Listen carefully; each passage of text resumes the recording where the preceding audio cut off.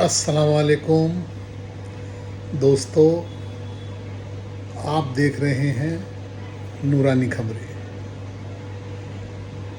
आज हम जिस टॉपिक पर बात करने जा रहे हैं वो है, क्या मुसलमानों का कोई अलग से अपना नेता उन्होंने चुनना चाहिए, या आज के दौर में मुस्लिमों का असली नेता कौन है।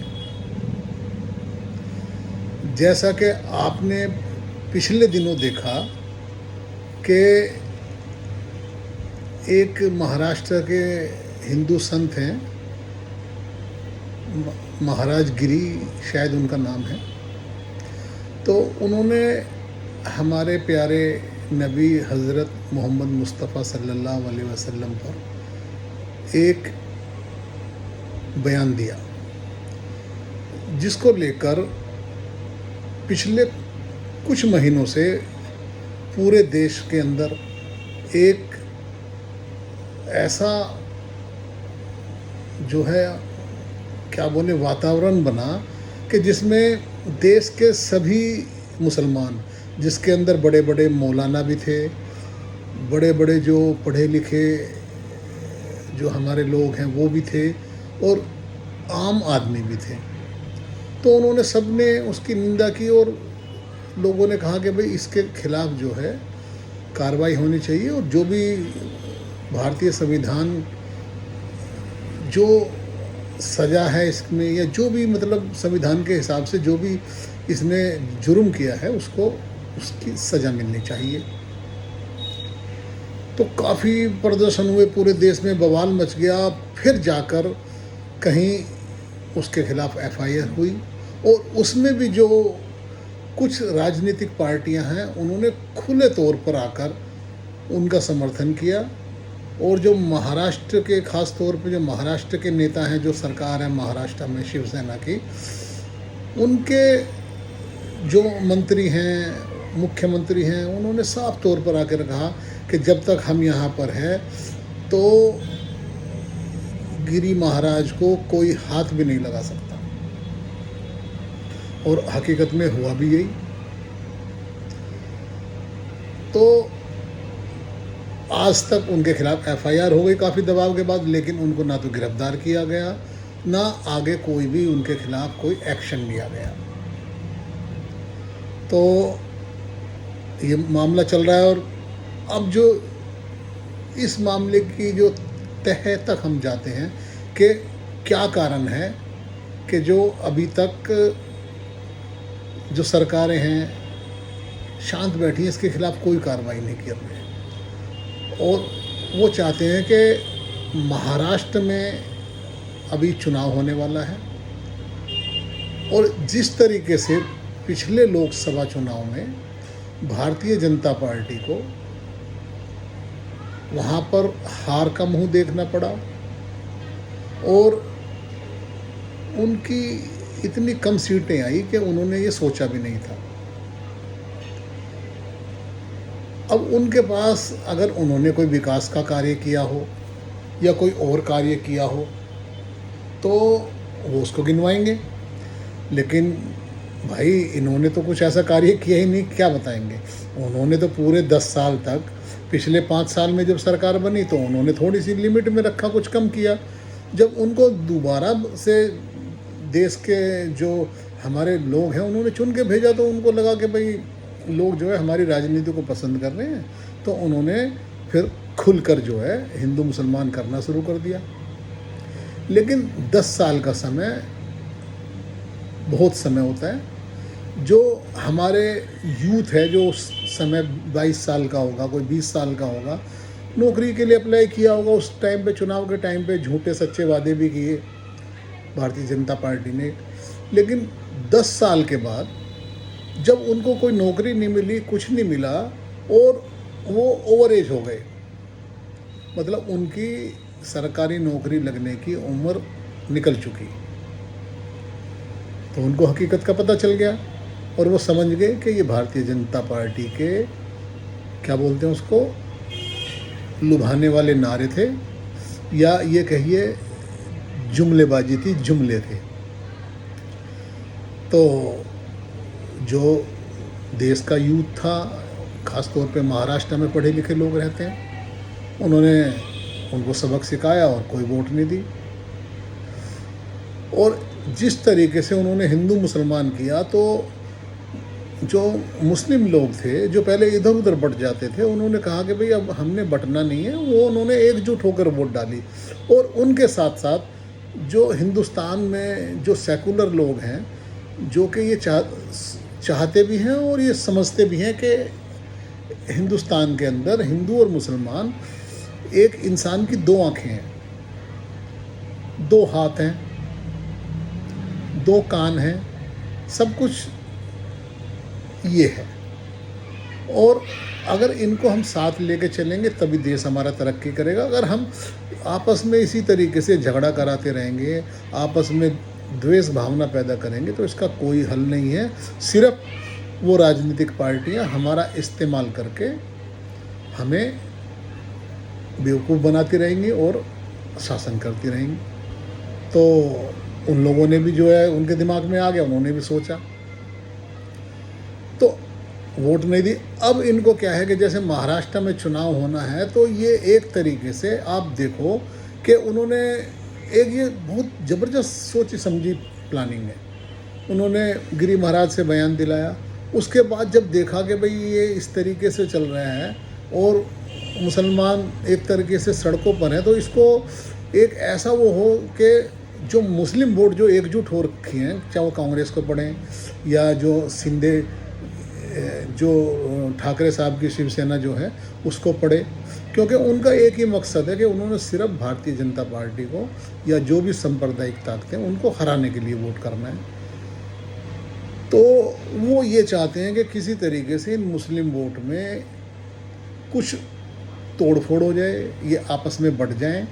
और आपने देखा होगा ये काम भारतीय जनता पार्टी पिछले 10 सालों से करती आ रही है, और वो असदुद्दीन ओवैसी साहब को मुसलमानों का नेता बनाने के लिए हमेशा से कोशिश में लगी रहती है।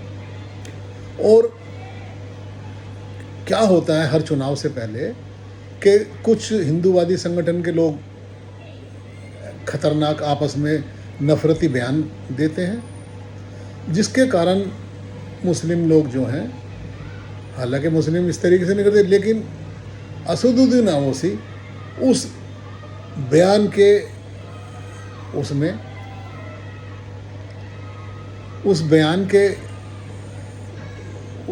जवाब में वो भी नफरती बयान देते हैं और इस तरीके से करते हैं। और कुछ लोगों को वो उस टाइम पे अच्छे लगते हैं। जैसे दवाई होती है ना कि भाई शुगर है तो मीठा बड़ा अच्छा लगेगा, लेकिन दवाई खाएंगे तो वो हमें अच्छी नहीं लगती, तो लोगों को बयान पसंद भी आते हैं। आप देखो मौलाना अजहरी साहब हैं, उन्होंने एक छोटा सा बयान दिया और उनको अभी तक जेल में बंद किया हुआ है और आज तक उनको छोड़ा नहीं है।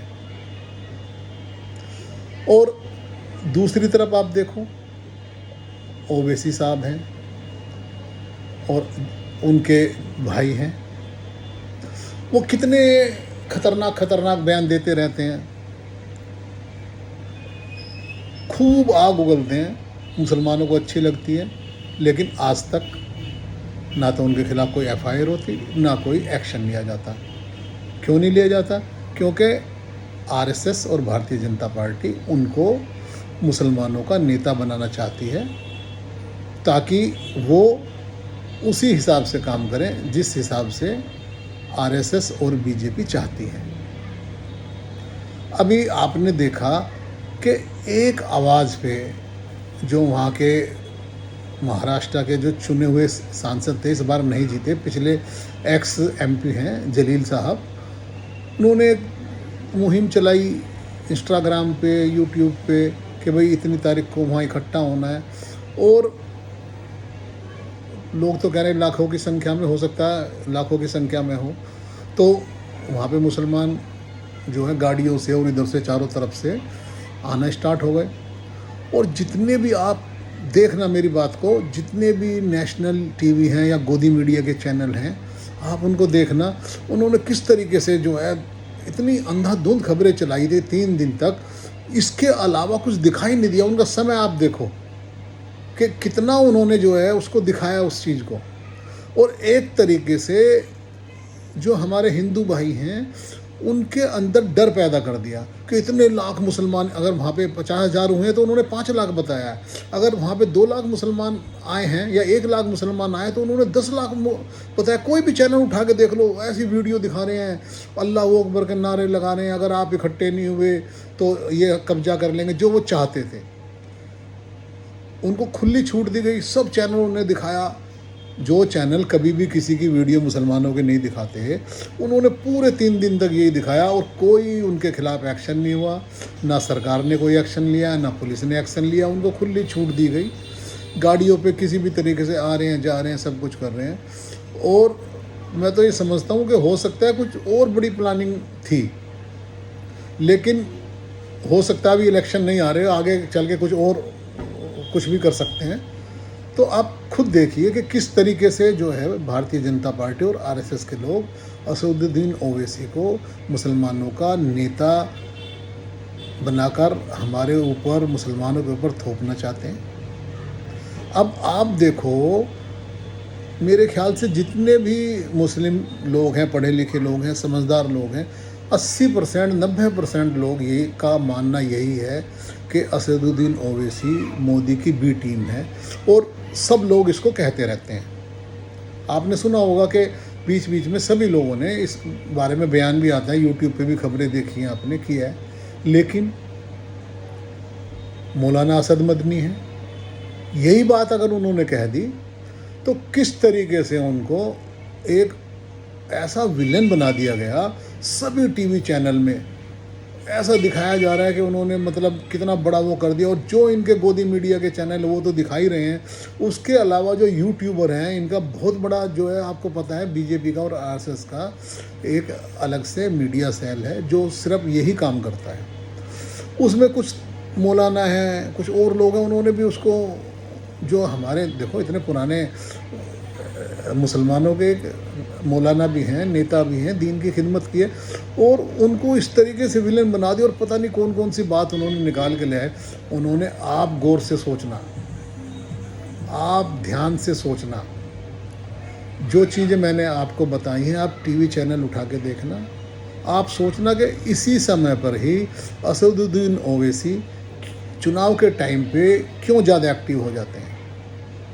और जहाँ पे भी कांग्रेस पार्टी हो या कोई और दूसरी पार्टी हो, समाजवादी पार्टी हो, कुछ हो, तो वो वहाँ जाके चुनाव लड़ते हैं। उनको पता है कि किसी तरीके, आप देखो बिहार के अंदर अगर असदुद्दीन ओवैसी चुनाव नहीं लड़ते, इनकी पार्टी चुनाव नहीं लड़ती, आज वहाँ पे जो है लालू प्रसाद यादव और कांग्रेस की सरकार होती। ये जो दिन आज देखना हमें पड़ रहा है ना कि भारतीय जनता पार्टी केंद्र के अंदर सरकार बना के बैठी है, ये हरगिज़ नहीं होता। लोग इनकी नीति को समझ गए थे, इसीलिए उत्तर प्रदेश में ओवैसी साहब ने खूब बयानबाजी की, खूब चुनाव लड़ाया, लेकिन मुसलमान समझ गया था कि ये क्या चाहते हैं और उन्होंने उनकी एक नहीं सुनी। और एक भी सीट, सब सीटों पे उनकी जमानत जब्त हुई, कहीं से भी उनको वोट नहीं मिले।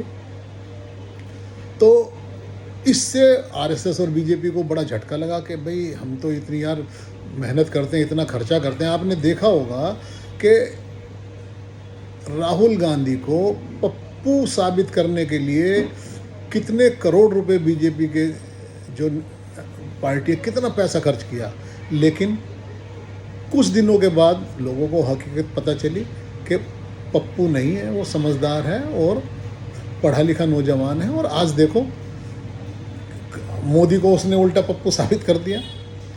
तो आप बड़े ध्यान से सोचो कि ये जो पार्टी है AIMM, ये भारतीय जनता पार्टी की बी टीम है।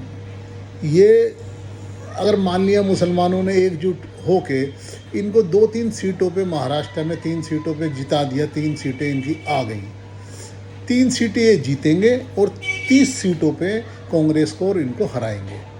और यही भारतीय जनता पार्टी चाहती है कि किसी भी तरीके से कांग्रेस बहुमत में ना आए वहाँ पर महाराष्ट्र के अंदर। और ये फिर आपको पता है कि तोड़ फोड़ करके सरकार बनाने में तो कितने माहिर हैं। तो दोस्तों, आप बिल्कुल ठंडे दिमाग से सोचें। वोट देना आपका अधिकार है, वोट ज़रूर दें और ऐसी पार्टी को वोट दें जो देश को आगे बढ़ाए, देश का विकास करे और धर्म के हिसाब से देश के नागरिकों में फ़र्क ना करें, सबको एक चश्मे से देखे, एक आँख से देखे। क्योंकि संविधान के हिसाब से भारत के जो भी नागरिक हैं सबका समान अधिकार है और कानून सबके लिए एक है। तो मैं तो आपको ये कहना चाहूँगा, हो सकता है मेरी बात आपको बुरी लगी होगी, जो मेरे दिमाग में आया, जो मैंने सोचा वो आपको बता दिया। आप खुद सोचना। और मुझे पता है कि मैं कभी इस तरीके की बातें नहीं करता, पॉलिटिकल बातें नहीं करता, ना कभी चैनल पे आता। मेरे को लगा जिस तरीके से मौलाना मदनी के ख़िलाफ़ लोगों ने, जो मौलाना है, मौलवी हैं, उन्होंने भी फतवे देना शुरू कर दिया, ये वो है, इन्होंने ऐसे कर दिया, इन्होंने वैसे कर दिया। तो आप उनके पुराने इतिहास को आके देखो। उनके फादर थे कि ये चीज़ देखो ना, उन्होंने एक बात कह दी, उन्होंने कोई गलत बात नहीं कही है। आप सोचना, जब रात को सोने जाओ ना बेड पे, आराम से जब लेटो आंखें बंद करके थोड़ा सा विचार करना। और अगर ये बातें अच्छी लगें तो कोशिश करना कि लोगों को ये बात समझाएं कि वोट जो है किसी के कहने में आके, किसी के बहकावे में आकर नहीं देनी है। बहुत सोच समझ कर वोट देनी है, जिस तरीके से उत्तर प्रदेश में लोगों ने वोट दी है। और चुनाव को चुनाव के तरीके से लड़ना है। तो भाई, अगर ये बात आपको अच्छी लगी हो तो लाइक कर देना। और मुझे पता है कमेंट्स में गालियाँ तो मिलनी है, कोई बात नहीं।